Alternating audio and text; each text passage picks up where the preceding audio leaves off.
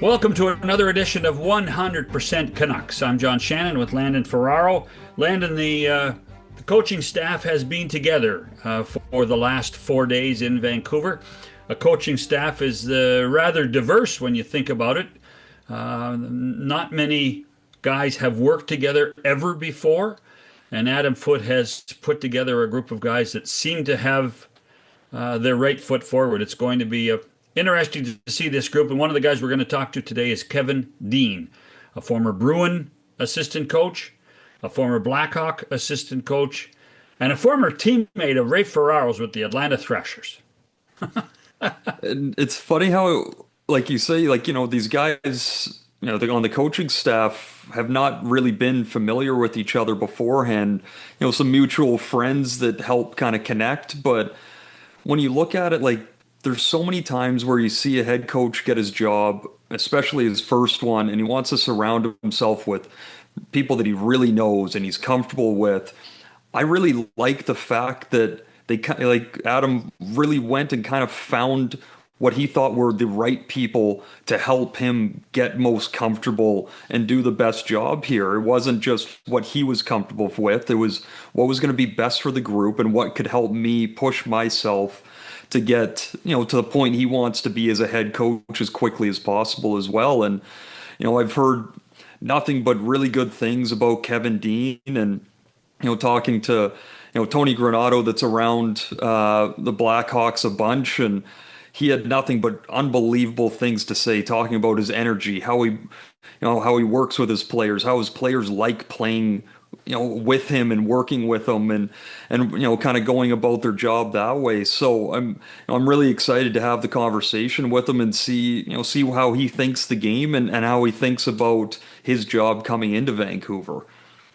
So the fascination for me is I think it's probably important. Adam knows this team after being around it for the last 2 years, but Kevin, Brett McLean, Scott Young, who we've also had on the show, um, come with a blank slate, come with a fresh thinking approach. And it's probably, I think there's some logic to having new and fresh ideas after the frustration of last year, don't you? I really do. And if you look at it, right, like Kevin was in Chicago playing, he's in the Western Conference, he's playing against Vancouver. Brett McLean was in Minnesota, same exact thing. So not only are they new coming in and, meeting all these guys and having that blank slate, but they've also been on the other side and planned to play against these players. And you look at them much differently when you're looking at them from the team that you're going to be playing against, and now you have them, and they might have seen something in watching video getting ready for those games or in the games that the coaching staff here and Adam and Scott Young being part of the organization might not have noticed or think about it the same way. So it's all these fresh ideas coming in, and out of that you hope that they're able to really put it together and maximize what each player can do this season. Well, without further ado, let's meet and talk to the latest addition to the coaching staff of the Vancouver Canucks, assistant coach Kevin Dean, on 100% Canucks after this. I won't keep you long. Darren Millard with a tip for everyone who loves great hockey podcasts like this one. John Shannon and I host the OG of 100% Hockey, coming your way multiple times a week. The guest list is the best you will find. Multiple shows a week ensures you won't miss out on any news, and we dig even deeper into the biggest stories around the NHL. Most of our guests are also friends, so I promise there'll be more conversation beyond the X's and the O's. John really does get bored with that after a while. So join us for 100% Hockey. The name says it all. Subscribe now while you enjoy thinking about it. And enjoy. Welcome back to 100% Canucks. Landon Ferraro, John Shannon, joined by one of the newest coaches, assistant coach Kevin Dean of the Vancouver Canucks. Kevin, first of all, welcome, and tell us how you got to Vancouver through being hired by Adam Foote. Well, it's kind of an interesting story. It's in the World Championships. I didn't know what was going on in Chicago when we left. They're kind of like, well, we don't want to hold anybody back. The new coach in Chicago, the new head coach, is going to be able to pick his staff, and that was kind of dragging on a little bit. And they encouraged all of us assistants to, look around if we wanted to. They didn't want to hold us back. So then I was doing that, but I got a call from Adam, through a good friend, Joe Sacco, who I worked with in Boston. And Adam and I had a good conversation. It just kind of snowballed from there. Well, the interesting thing is this is a very almost an American crew of guys coaching in Canada. That's going to be a little bit of a culture change for you, isn't it? Yeah, it is a little different. I mean, I don't really notice it much when I go, but the more I'm there, I do notice, some things. People are extremely nice, but the accents in Vancouver are a little bigger than they are in some other parts. But people are terrific. It's a beautiful city. It's going to be interesting with the weather. I haven't dealt with this much rain, but it should be good. By the way, people in Vancouver don't have accents. Everybody else does. Yeah, right. Yeah, that's what I say about Wisconsin. I was going to ask you there, have you already traded in all your snow gear for rain gear yet? Well, we were out there in June, and my wife and I started walking around, and it was raining then. I went into a store, and the guy's like, "Well, buy a good." My suggestion is to buy a good rain jacket, and just don't ever plan on it not raining. He said, "So just whatever you're going to do, just go do it, and if it's raining, wear a rain jacket." So I got a good one, and that's some good advice you got there. Yeah, yeah. So you have just come back from Vancouver. Yeah. What would the last couple of days of meetings been doing as you prep for training camp in September? Well, we worked hard the last, I guess it was 3.5 days. You got in on Monday. We worked all day, Tuesday, Wednesday, Thursday, and we went over basically every inch of the ice and how we want to play, our systems quite a bit. And then yesterday afternoon, we got into a little bit of training camp. Started to talk about some drills we want to do and how we're going to break it up with the different groups and whatnot. Because the season's a little different. It's more condensed. So we're going to have to kind of get to our group quickly. We feel like in training camp, and be very organized in terms of how we want to play and the drills to run to enforce those, that style of play, and the video to back it up. How familiar are you with the other assistants? I would assume Brett and Scott were probably the two guys that you were dealing with in addition to Adam more than anyone else, correct? Yeah, and I honestly had never met any of them before. I might have shaken hands with Scott because we live kind of in the same area, and we have some friends in common. But I don't think I've ever spoken with them. Never spoke with Adam. Brett and I have a good friend in common. But no, so back in June we met for the first time, and it was real easy and nice and enjoyable, and we worked hard, like I said, the last 3 days, and it was great. Like I think we have a good mix in there in terms of personalities. Everyone's eager to work and get started. And look into training camp, like when Adam was on with us, a couple months ago, you could tell how much relationships with players were very important to him. You're coming in. I know you're familiar with Forbert. You had him in Boston, and you've got that. But like, how do you go about when you come in and you're working with a new D group, like getting that familiarity and starting to get to know the guys? I don't know. I like people, and I think if you're coaching, especially professional hockey, because of the grinds and the demands on you, I think if you don't enjoy spending time with people, you probably shouldn't get into coaching. So I just, I like to talk to guys. I like to see where they're from. They're how many, they brothers and sisters. They like to fish. Do they hunt? What's their, kind of keep hockey out of it for a couple of weeks because they're going to get inundated with it here at training camp for 10 days. It's going to be pretty, heavy handed. This is what we're doing and how to do it. So I take a more personal approach, which I enjoy anyways. That's kind of my point is I want to get to know Quinn Hughes. I knew his mother. We went to school together. I played with Forbert. I know Jake DeBrus from Boston, Connor Garland from the World Championship. So I know some of these guys, but I try to get it, start with just getting to know them a little bit personally. And I think from there you can kind of dialed in and focus a little bit more how you want to address the professional side of thing based on, what I'm feeling from them, as people. We'll get back to the Canucks in a second, but what was that World Championship like when you consider it was the first American championship in, correct me if I'm wrong, 92 years?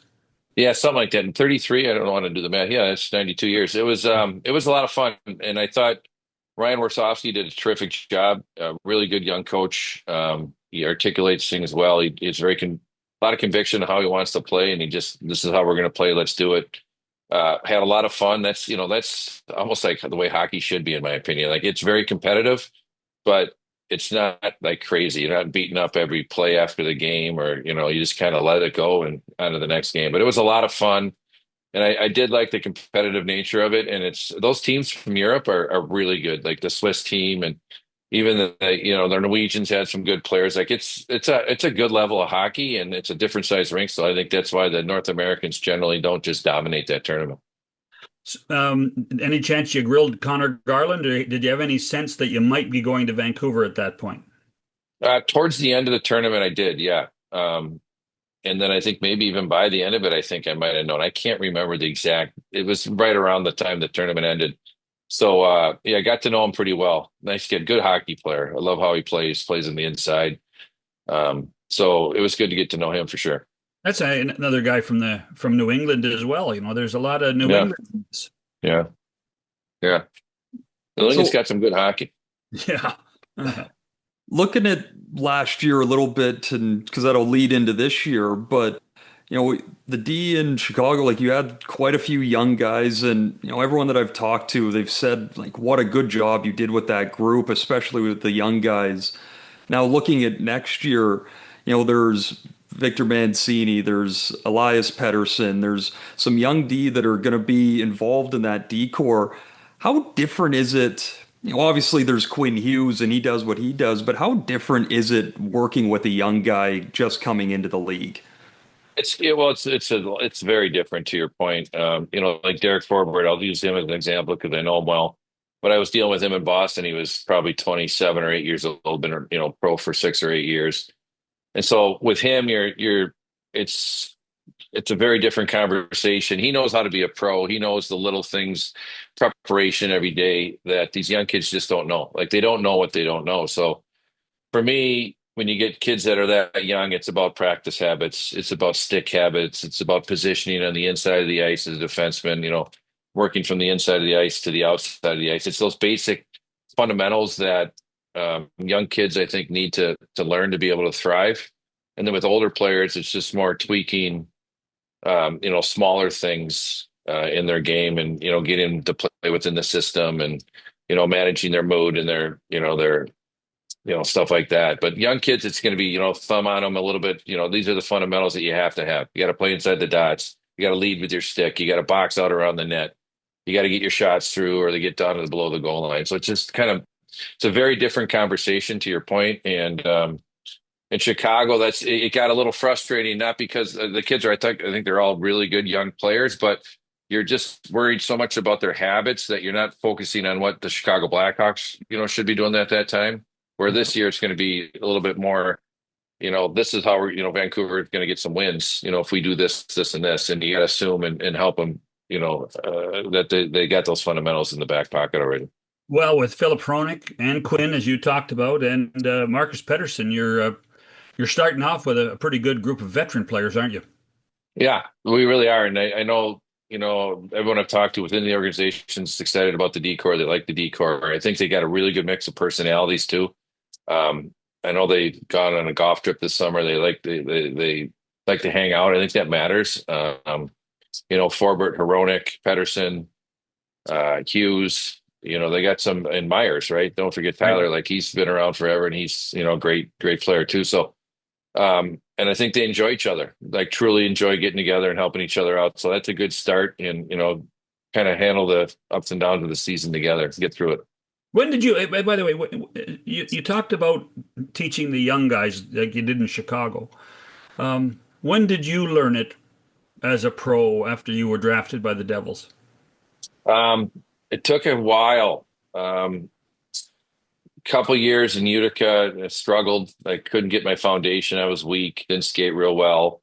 I don't think my habits were there to back that up to get me over the hump. And then we had a lockout one year. Must have been 94, 95, and Larry Robinson came down to Albany like almost every day, which is just, it was incredible. First of all, he's a great guy and he's fun to be around. But then just his little details with stick position and feet position and body position were unbelievable. And for whatever reason, I kind of took off that year, and was able to make the transition to the NHL. But a lot of that was through Larry, and just again those little things that he was harping on every day. And those are kind of the things I'm trying to, with young players especially, trying to instill in them early.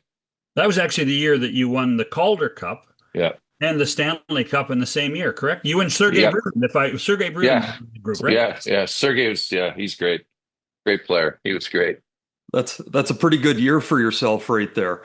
Yeah, it went on forever, it seemed like, because the lockout, we won the Calder Cup in normal time, which I don't know, maybe middle of June. And then I went up and played some games in the conference finals because they were staggered differently that year because of the lockout. So went up and played some games. I don't think I got home until July. It was, it was a lot of fun for sure, but it was a long year. How would you describe your game?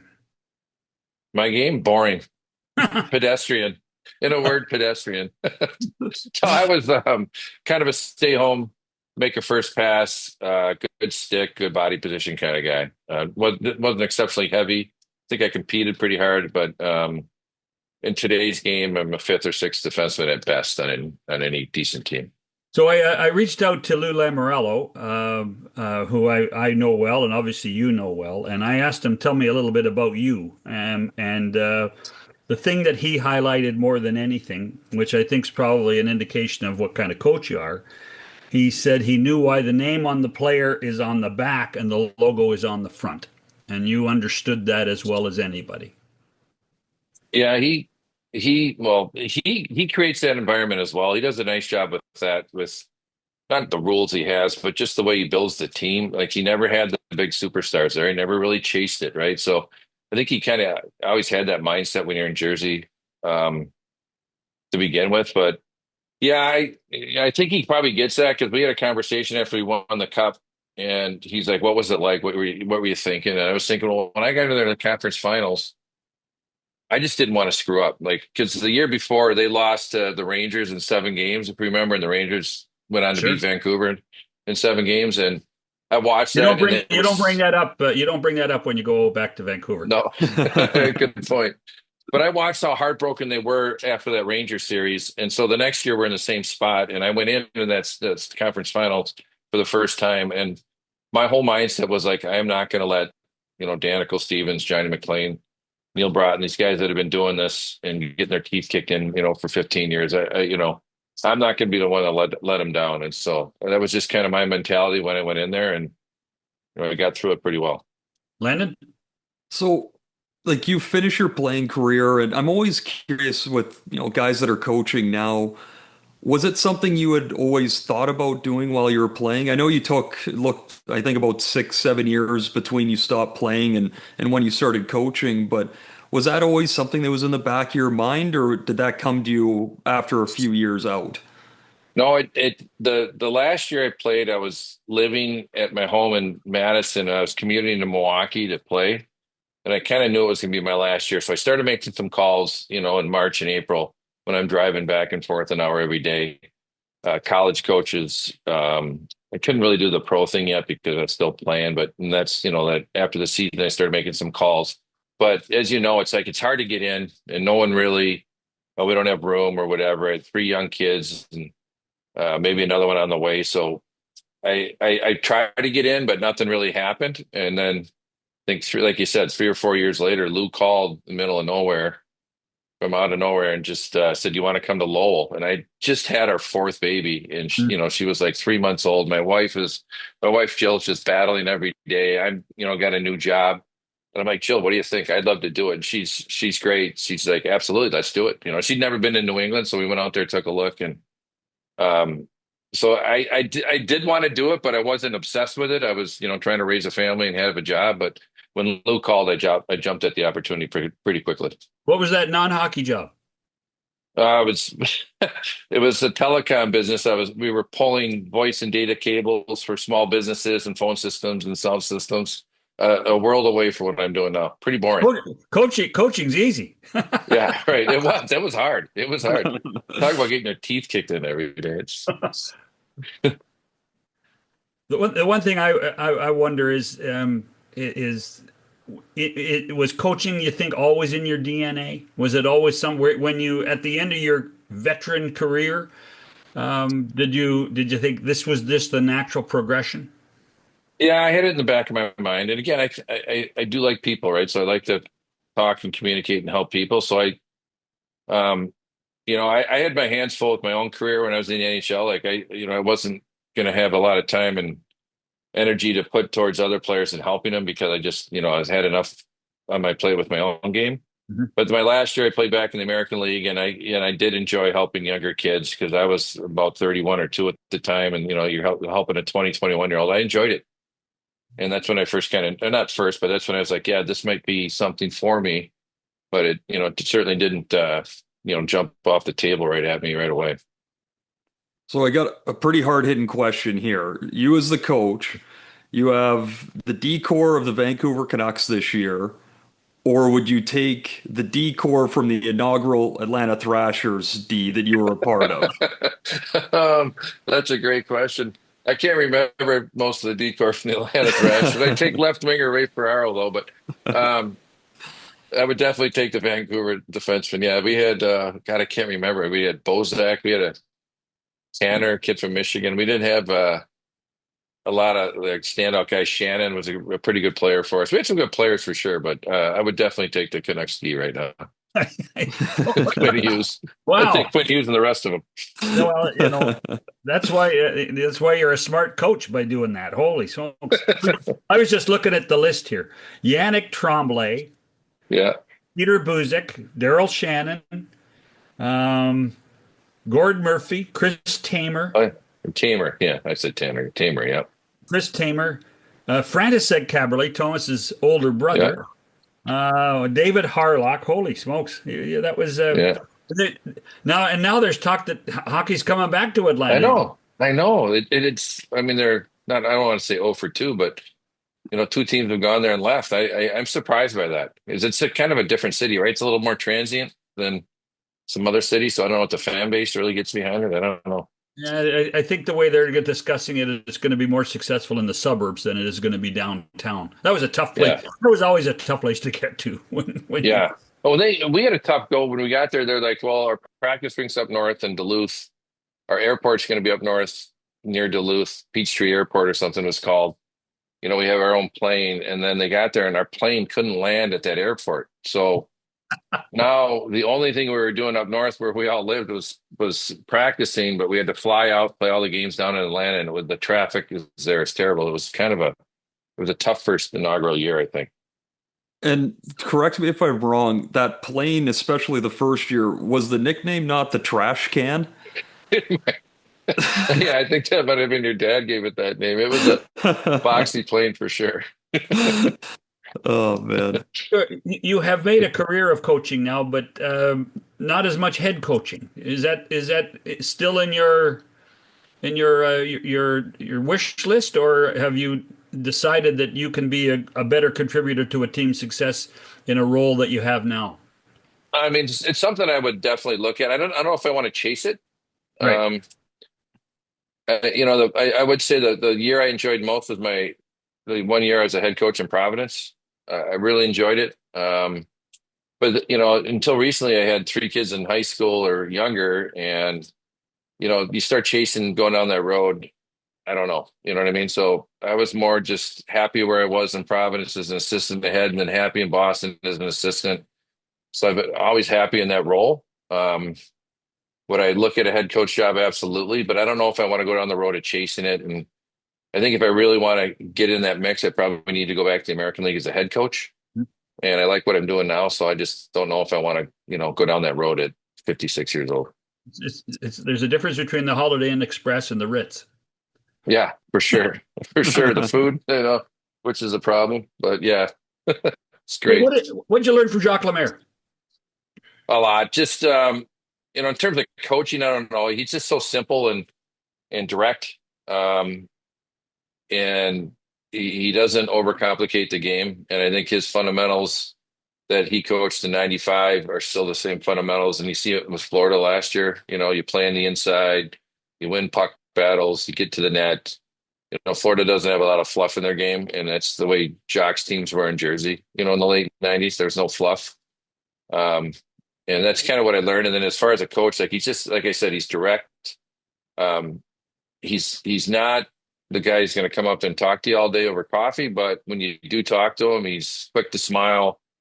He doesn't want to talk about hockey all day. He's a wonderful guy. I haven't seen him in about 20 years. I'd love to catch up with him again, but I enjoyed, playing under him for sure. Would that have been would he have been the most influential guy other than Larry Robinson? Yeah, I would say those two, and then Robbie Ftorek. I had the American League for a few years, and I'm not the only one that feels this way. I've talked to some guys. He's an amazing minor league coach. His energy was just through the roof every day in a great positive way, very positive coach. And he was really good at that level of getting each player to understand, like, if you want to play at the next level, this is what you need to do, because that's the problem that so many young kids have is their identity. Like they all come in to pro hockey and they've been the best player in their junior team, their college team. And so they think they're going to be the offensive guy or whatever. And there's a kind of a disconnect between where their career is probably going. You don't want to pigeonhole them, and where they, realistically are. And where they think they are.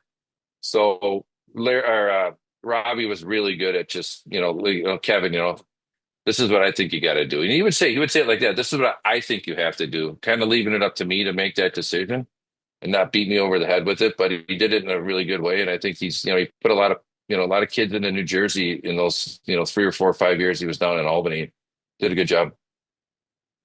So again, like looking at this year, you're coaching in Chicago last year. You're playing against Vancouver. You're watching games and watching tape, getting ready for those. Like, what are you most excited about with the group that you have this year coming into Vancouver to work with? Obviously, there's the Quinn Hughes and Hronix and everything, but like as a whole, what do you think some of their strongest points are that you can really help feed off of?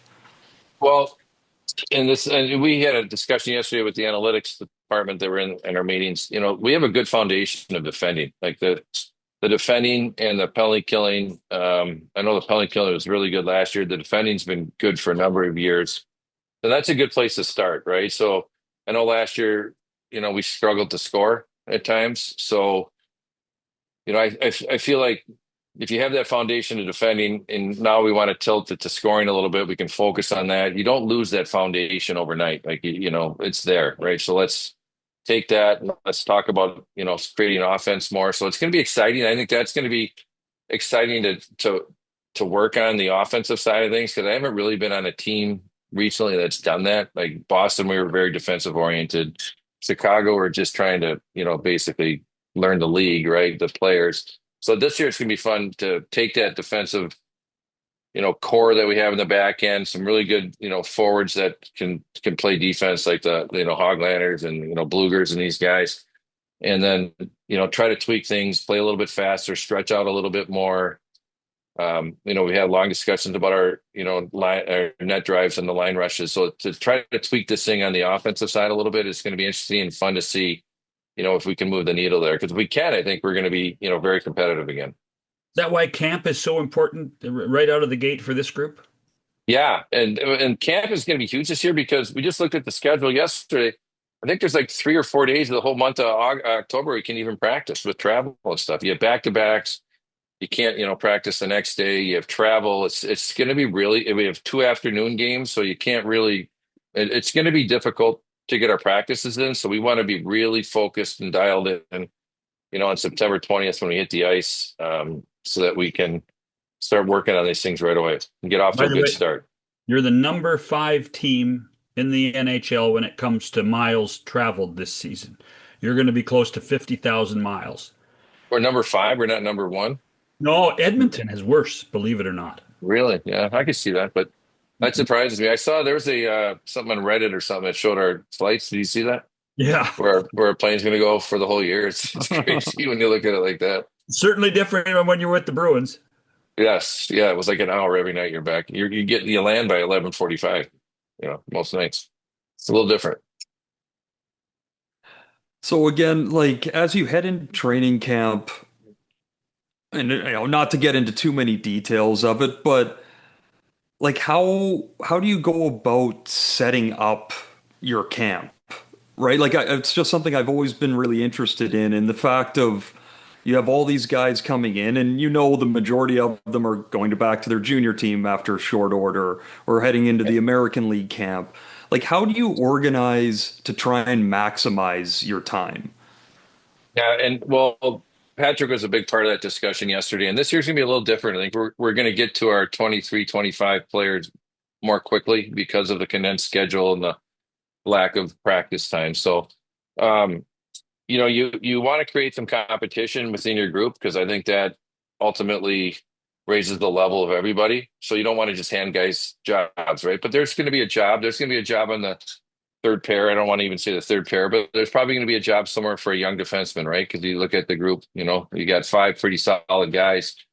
Six and seven are going to be there's going to be some competition there. So you want to let the young Pedersen, Mancini. I think I don't want to say the right kid's name. I'll say it wrong, but there's going to be some competition there, and there's going to be similar positions up front that need to be competed for on the fourth line, third and fourth line. You want that competition, so you got to invite those kids, and you got to get them into camp and get a good look at them.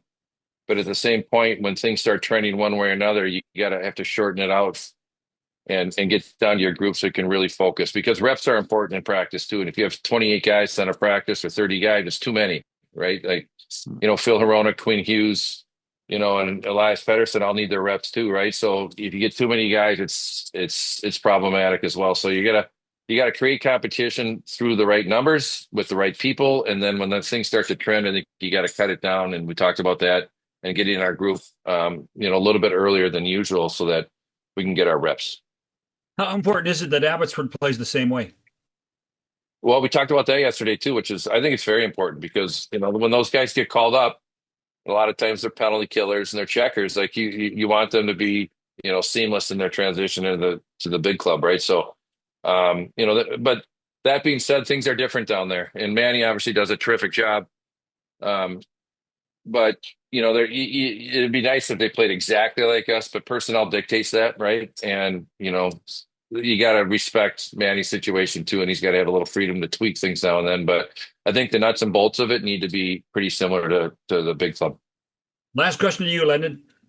Well, honestly, just to follow that up, because like you said, one of your favorite years was head coach in Providence, so you were in that position exactly. And like, how hard is it when you're talking to a young player in the American League and you're trying to explain, like, I need you to do this here, but that's not going to be the same job you have once you get up to the Right. NHL. Like, how do you go about dealing with that and trying to, walk them through it while still having them buy into the American League side?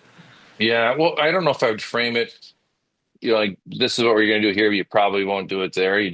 I think it's good for every player to learn both sides of the puck early. And I had Jake as a rookie the year I was in Providence. Jake DeBrusque was first year player, and he might have just been like he was young, like just maybe 19, turning 20. And we decided that it would be good for him to kill penalties because his game was such at that time. I see it now and again, like he can be tilted offensively. We just thought it'd be good to ingrain some defensive habits into him and stick position, all that stuff. So we made him a penalty killer out of the gate, and I think that's we never said, well, you're not going to kill in Boston, but we want you to kill here. It's just like let's learn how to kill. I think it's another way to get more ice time. The coach's confidence. The more you play, the more you're going to develop. The more quickly you're going to develop. So you kind of frame it that way. And I'll use Jake as an example. He killed penalties in Providence for us, did a great job. He ended up killing in Boston. And he killed a little bit in Vancouver, right? I think we're gonna bring him in a Yeah. little bit more this year. So I just think it's good for even a kid that is probably not gonna, even Quinn Hughes, like he's not gonna start in the American League or didn't, but if he was, I think it'd be good for him to kill penalties there, even though he's not going to kill him here. It's just, why not? You learn both sides of the puck, a little respect for that side of the game for you look down the bench and you got some, third pair guy or fourth line guy that's 6'4", gets his teeth kicked in every night by blocking shots and, getting beat up on the wall. Well, it's good for a skilled guy to learn how to appreciate that too, because he's been there and he's had to block that shot or he's had to get into that wall battle. and get the puck out, right? So you respect the game more, I think, if you've gone through it all.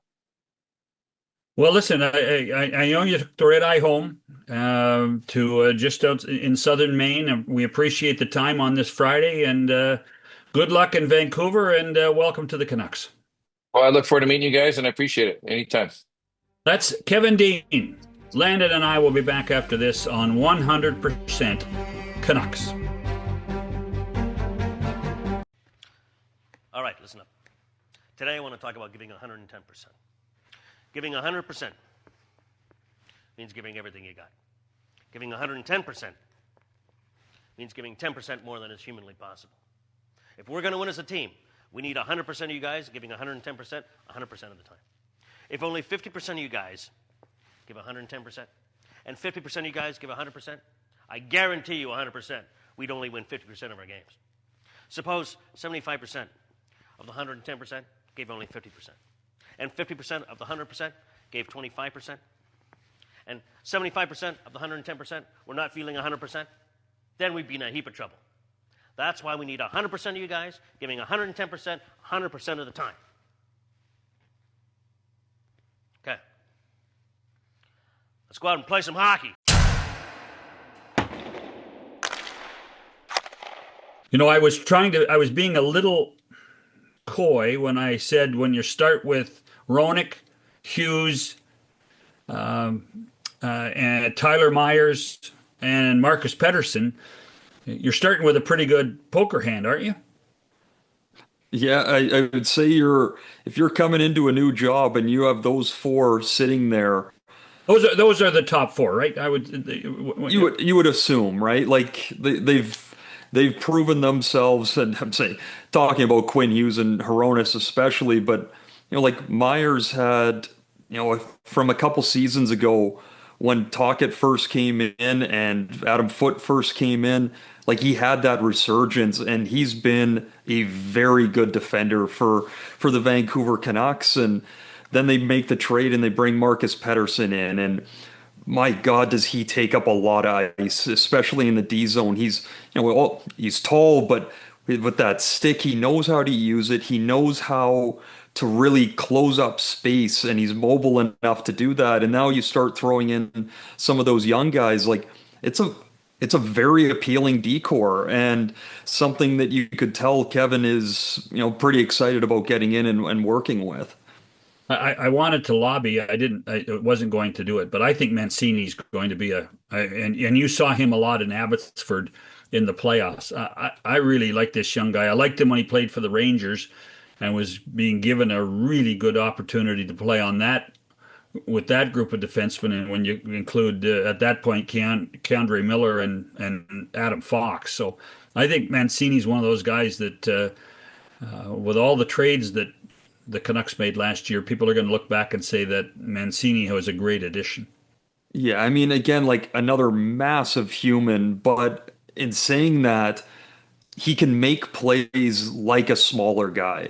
Like him going back and retrieving pucks, because he's got that big frame, he's able to get the forechecker on his back and hold him off, but he's shoulder checking and seeing where that little pop play is to his center coming low or his D partner, and he's able to make those little slip plays, and like that's already impressive. But then you add in his mobility, and some of those times he'd get the forechecker on his back, and in that Abbotsford run, and he'd kind of look, and you could almost just see it in his eyes, because you can see it more with the young guys where they're like, oh, I got a bit of space here. And he makes his tight turn, and he takes two strides, and he's separated himself 6-7 feet already. Like he gets up the ice extremely well. And as Kevin was talking about, there's a really good base of defense here already. And now trying to look, how do we add more of that offense? How do we stretch things out? Well, a player like Mancini and how he's able to use his mobility and size, like that's another player that can really help you do that, as well as, if he keeps taking steps like he did even just in the short time that he was in Vancouver and finishing with Abbotsford. Like he took some really big steps there. And again, just to add on to it, because I'm such a fan, but Elias Pettersson, like he has that kind of old school mean streak in him. And so now you have these two young players. One's a bit more offensive than the other. One's a bit meaner than the other. They can play off each other great as they kind of work in and out of the lineup. But again, like that's a really strong point of this team in Vancouver, and I'm really excited to see how that all comes together as a decor. And don't forget they got P.O. Joseph coming into They do, and as we camp keep too. going down the line, sorry, but Kirill Kudryavtsev as well. Like, At least you can he's say got it. a bit of You what? can say Sorry. it. You can say it. Kevin was having a tough time saying it. Oh, it was because I had to say it 37 times before I got to that first game I did in Abbotsford, making sure I had it right. But the way that he played down in Abbotsford, especially through that playoff run, you learn his name quick because of his play. And he's going to be obviously a bit more of a long shot. He's going to be that guy that's, he's going to be starting in Abbotsford, but he's going to play games this year. He's going to be part of that group one way or another. But again, like as you go through it, like there's a lot to be excited about. You have some, one of the best defensemen in the league, followed by some very good veterans. And then you have these young kids that are coming in as well that are going to be pushing, as Kevin was talking about, that competition, in the 6-7 spot. Well, if you're having a fight for the 6-7 spot, that starts pushing number 5 as well. And that just keeps trickling on up the ladder. So, I mean, it's a really healthy place for this team to start from training camp. Well, and Kevin kind of hinted at it with the travel and the compacted schedule. You know darn well that injuries are going to be a fact of life for this team and actually any team in the NHL. And therefore, depth on the blue line is going to be very important. So you're not going to be surprised by the time the regular season ends, heck, even by the Olympic break, that we haven't seen 9 or 10 defensemen play for the Vancouver Canucks. And the best part about that is in years past, I think it was a bit more of, oh, by the way, we haven't even mentioned Tom Willander out of this. Yeah, that's an interesting discussion. Does this take pressure on making Willander a regular on the big roster? Does that allow them to nurture him a little bit more? I think it does enable them to show, because it's not talking about players. 7 years ago we were in this position, and look what happens if you go down and play a little bit and gain just learn the pro game, even if it's for a month, just for a little bit. Like they can go to guys that are directly fighting with him for spots and show, okay, we could keep you here. Like maybe he has a great camp. We could keep you here, but you're going to be that 6-7 guy that's going in and out of the lineup for the first little bit, or go down, really get some minutes under your belt, carry a blue line, play the power play, like really work at your game, and then come back in just like Elias Pettersson did last year. He goes down, he comes back up. Well, before you know it, they couldn't take him out of the lineup, Right, because he was that ready. That's not a bad blueprint to follow either. No, you're right. I mean that becomes the classic conundrum for coaches and management. Do you want a guy playing 9 minutes every third game in the NHL, or 23 minutes every night in the AHL to prepare himself for the future, right? That becomes the key. Exactly. All right, Landon, another show done. Have a great weekend. We'll talk to you next week. Sounds good. Have a good one. That's Landon Ferraro. I'm John Shannon. Thanks for listening or watching 100% Canucks.